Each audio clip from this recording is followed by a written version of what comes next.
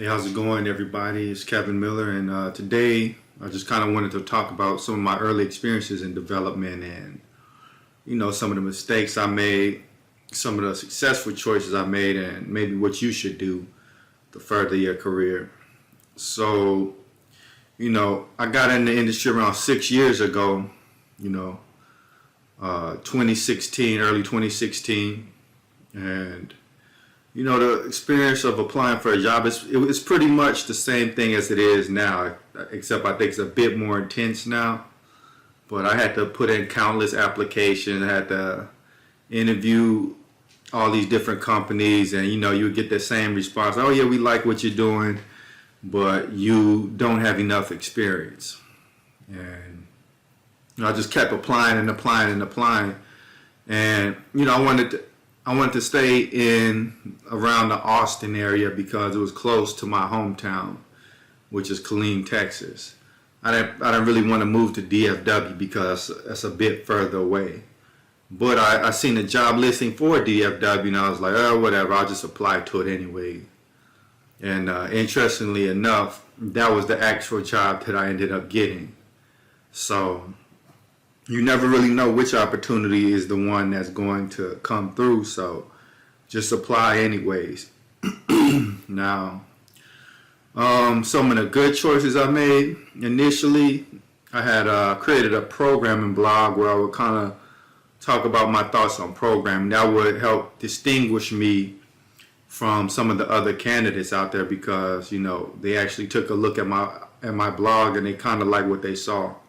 So beyond just deploying projects, maybe starting a YouTube channel, a blog, or something where these interviewers or recruiters or whoever, they could get an insight on how you think.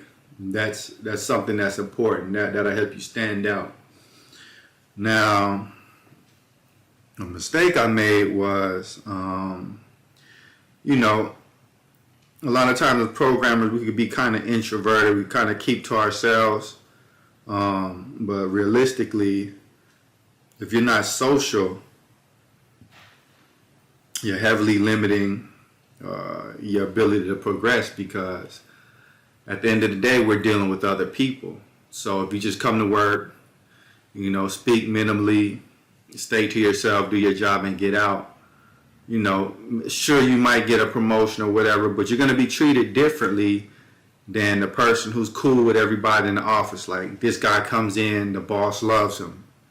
That guy's going to be under less scrutiny. He'll probably be promoted a lot quicker than you. So, besides just your technical skills, you kind of have to develop your social skills. You have to, I'm not saying you have to be the life of the party, but you have to be pretty sociable. You have to be pleasant to be around. And another mistake is that, programmers were kind of associated with being a little sloppy, like, they didn't really care about their appearance. So, occasionally I would come in like wearing sweatpants and, not really caring how I look. And, our job was actually in the Bank of America building. And,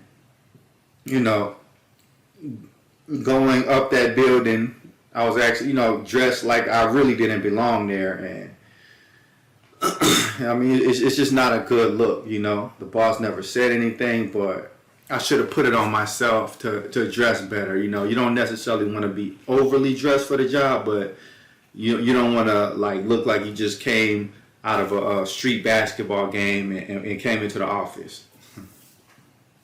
Now, what I would recommend for all the newer developers out there is start thinking about where you want to end up. Like, what is your end game? I know you just got into the industry, you're trying to just get in, but you kind of have to carefully map your steps because if you're not careful, there's a lot of pitfalls in this industry. You can one thing about this industry that a lot of people might not tell you is it could be relatively unstable. If you're not good, they'll cut you. I got let go from my first job because I guess they didn't feel like I met the standard at the time.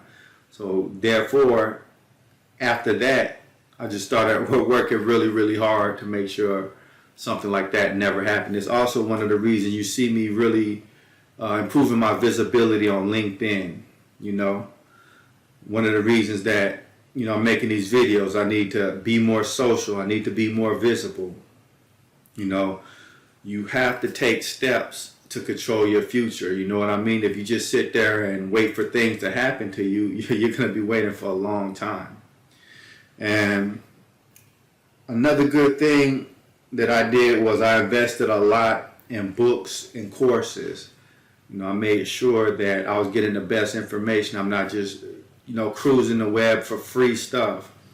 And here's the rationale behind that. Yeah, sure, you're saving money in the short term by just only going for free resources, but you can't really compete against the person who has the best resources. They're saving so much time and getting the relevant information much quicker. So while technically you're saving, you're also falling behind technically, and therefore that person who invested in themselves with the courses and high quality information, their salaries will jump a lot quicker because they made sure that they did what it takes to be competent. Like, think about the best players in the NFL and NBA. Do you think they go to the cheapest coaches possible, the cheapest nutritionists? No, they go for the best. And, you know, that investment in themselves, it pays off. So, you know, I would recommend just going for quality information, and if you need it, quality coaching. But yeah, it's just a few of my early experiences and a little bit of advice on what to do in your career. And another thing, before I end, make sure you save your money and don't go crazy with the spending. Like, you know, you can make money in this field pretty quickly, but also, just because you're making a lot of money doesn't mean you can't go broke.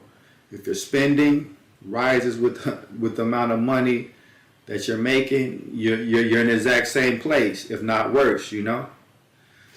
So, you know, before you go rush out and buy that expensive car, think about, do you really want to be paying $800, $900 a month for the next 5 or 6 years? You want to be locked into that kind of payment? You know, before you go out and buy a super expensive house, do you want to be locked into a $3,000, $4,000 payment every month? So, you know, even though you're making more money, think about living beneath your means, saving, you know, possibly investing.